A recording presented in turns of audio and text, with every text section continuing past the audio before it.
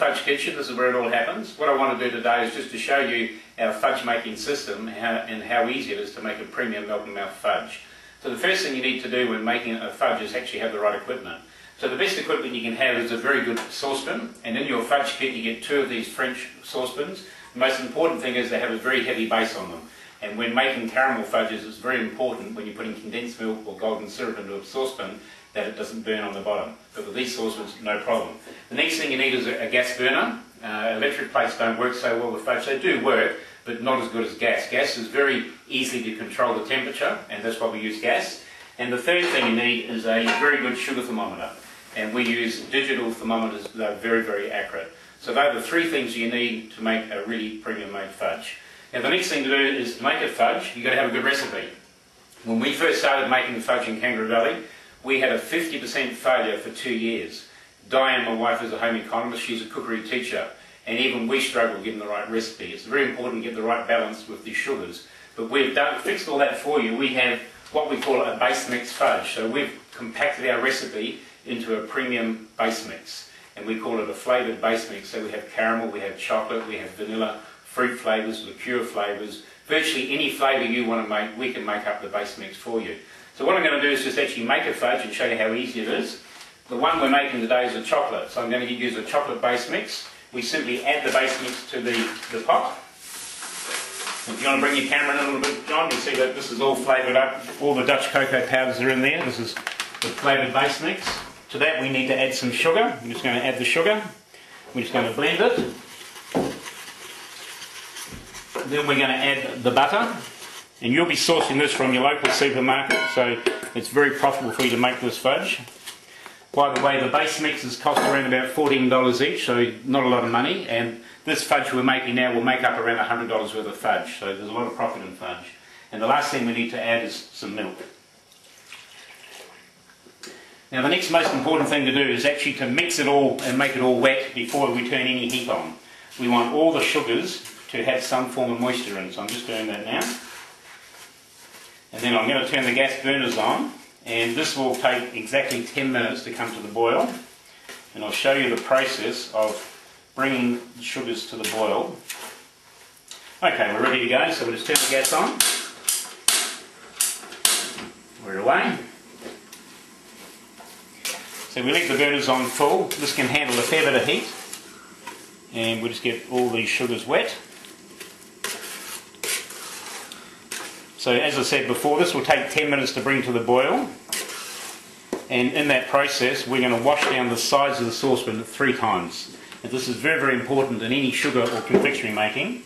The idea is that if you leave one sugar behind, you have the potential to crystallise the whole batch of fudge. And this goes with toffee making any forms of confectionery. So what we do here is just a quick wash down. And this will happen 3 times before it comes to the boil. So we're just going around the sides of the pot, bringing those sugars down into the syrup. And of course we've got to do the wooden spoon too. So we run down the bottom of the wooden spoon, or the back of the wooden spoon. And then every time I empty that water and put some clean water in. So as I said, this will take 10 minutes. We'll just come back to you as it comes to the boil. Okay, here we are 10 minutes later and we're at to the boil. This is what it's like. And I can tell you, if you've got a shop and this at boiling stage gives off a beautiful aroma, you'll have customers queuing up in your front of your shop to come in. They love the smell of chocolate fudge cooking. Now the most important thing now to do is to wash the spoon. We just put it under the tap to make sure there's no sugar crystals on this. So we're just going to give it a quick rinse. So a nice clean spoon. We've got clean water here. We give it our final wash down.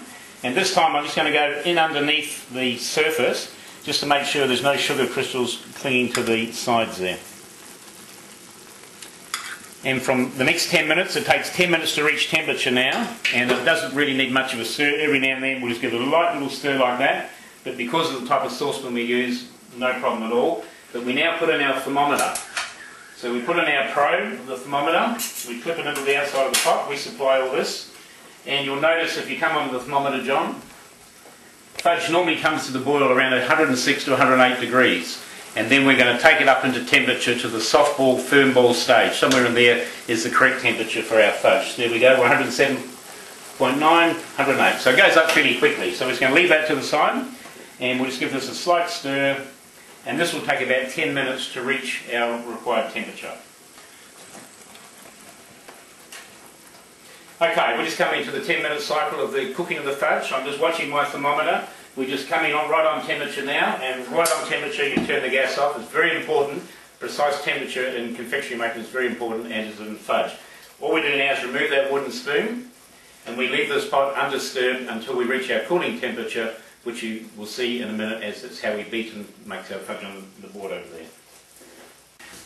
This is the fudge I cooked earlier. This is what we call a Russian caramel, and to make this Russian caramel, it's a slightly bigger saucepan, but I used a vanilla base mix. And we give you the recipe sheets for all these fudges, so if you get a chocolate, you get the chocolate recipe sheets, caramel recipe sheets, and this is from the vanilla one. So what we do is, just by doing this, if you come in a little bit closer, John, you can see this is, thickish, but this is what we call a sugar syrup. But by me agitating it, this will now starting to cause little fine crystals to come together, and this will make a very smooth fudge. And this process will just take about 4 minutes of myself just pushing away at this fudge, and we call this the beating stage. So you might want to come back in 4 minutes, and we'll show you how that finishes off. All right, John, we're just getting here 4 minutes later. We're just getting very close to what we call fudge. You'll see that it's now getting a lot more firmer and stiffer, and you can tell it goes more from a gloss to a dull. And I'll just work this a little bit more, and then what I'm going to do is, just using my spatula here, I'm going to put it out onto the granite bench. In your fudge making kit, we actually give you one of these boards to work off. But we do recommend that if you can find a little bit of granite from somewhere, it really works well. Now, if you just want to bring the camera closer in, you can see that that is actually fudge now. There we go. So the next stage is just to get it out of the saucepan onto the bench.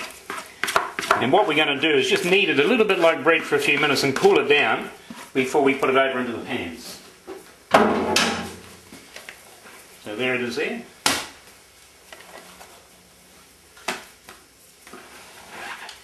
So this is a Russian caramel. It's a vanilla based fudge.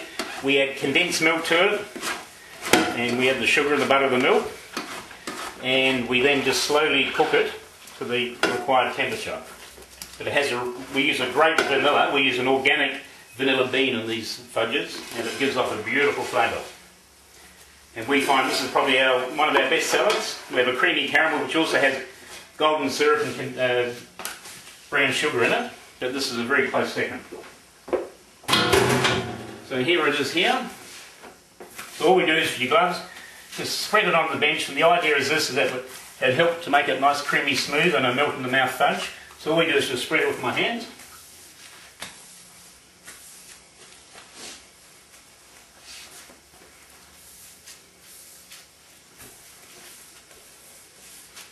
And now I'm just going to open it up a little bit and cool it down.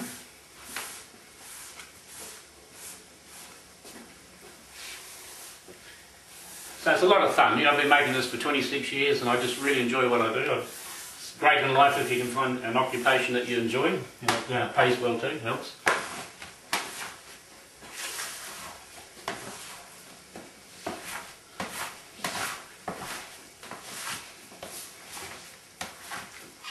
Another little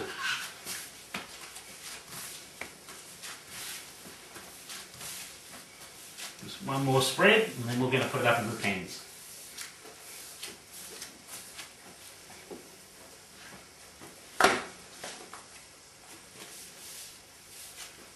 Move the pans up here. These fudge moulds come from France. They're actually an ice cream Yule log, an ice cream for ice cream mould, but they're great for our fudge, and Diane will later show you how we pull them out and how you can package your fudge. Okay, here we go. We're going to pan it up now.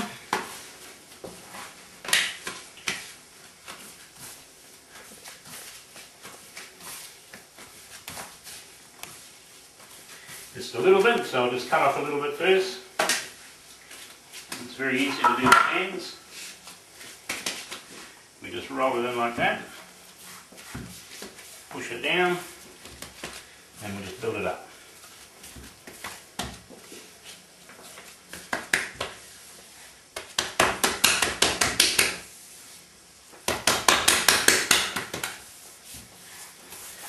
That's that.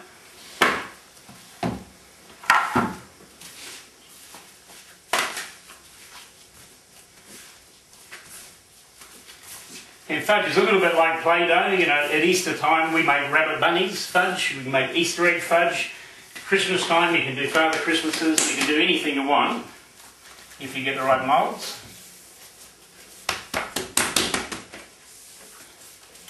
Here's our second one all done.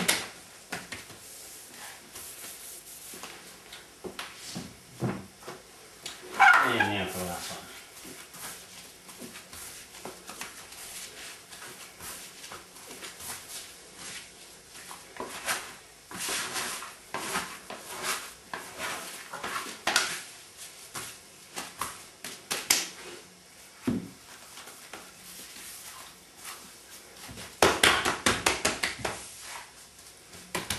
There we go, we just made 3 logs of beautiful Russian caramel fudge. We'll put those up there to cool down. So once you've made the fudge and you then put it in the moulds, we leave the moulds, the fudge in there overnight. What actually happens in the process of beating the fudge syrup, you're then agitating those sugar crystals. And what we need to do is to leave it overnight to let those sugar crystals completely slow down. They're rubbing together really, really fast, and you just need that whole process to slow down. And that will give you a beautiful, creamy, smooth fudge. So we take it out of the moulds and we then cut up the fudge. And this is really quite simple. I've already cut up some fudge here, just using a really sharp knife. We then package the fudge, and the reason why we package fudge is to prevent the fudge from drying out. And also with food regulations today and health and hygiene, it is much better to present your fudge and sell your fudge packaged. In your kit, you'll also receive a heat sealing machine, weighers to weigh your fudge. It's very important to weigh every slice because you must have a minimum weight written on your fudge. We also provide your fudge knife, board, and also lots of bags. So your kit is completely ready for you to make fudge and then to go out and sell it.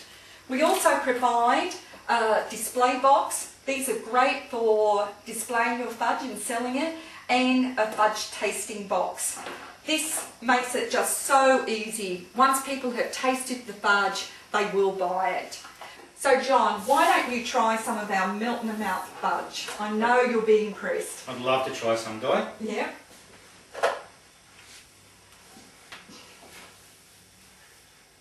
That is very nice fudge. Okay, Dougall, you've got a story to tell us. Okay, look, just to wrap it all up, we've just shown you how to make fudge, how we package it ready for sale, and how we sell it. The key thing here is that you'll be putting your own brand on the fudge. We'll show you everything you need and give you everything you need to go out that weekend and sell fudge. But you'll put your own sticker on. You can call it whatever you want. That's up to you. But I'd like to just finish on a great little story. About a month ago, we were in Auckland, New Zealand. We had a couple who were very interested in making fudge, and we spent a day with them, and we made some fudge with them.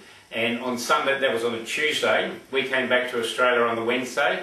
On the Sunday night, I had an email from them, and they had done 2 markets on the weekend. They had sold out completely, and they had sales of over $500. They were really excited, and every week they put an order in for base mixes, and they're going fantastic. So look guys, if you'd like to make an extra $500 or $1,000 a week and make some fudge and sell it, please give me an email or get hold of us on the web. We're www.fudgeaddiction.com.au, and I'd love to get you some information out to you and help you build your fudge making business. So thank you very much for listening today. Well, that's great, Di and Dougall. Thanks for having us here today, and it's been enjoyable. Thank you very much. Pleasure. Yeah. Yep. Thank you. Thank you for doing it. Thank you.